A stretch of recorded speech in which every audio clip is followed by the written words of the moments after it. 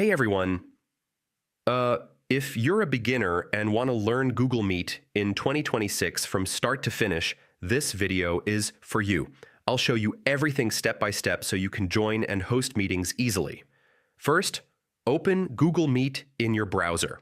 You don't need to install anything because it works directly online. Next, sign in with your Google account. This is required to join or create meetings. Now click Join a Meeting and enter the meeting code. This lets you enter any scheduled session easily. After that, click New Meeting to create your own meeting. You can start instantly or schedule it for later use. Next, allow camera and microphone access. This is necessary so others can see and hear you properly. Now copy the meeting link and share it with others. This is how participants join your meeting. After that, explore features like chat, captions, raise hand, and screen sharing.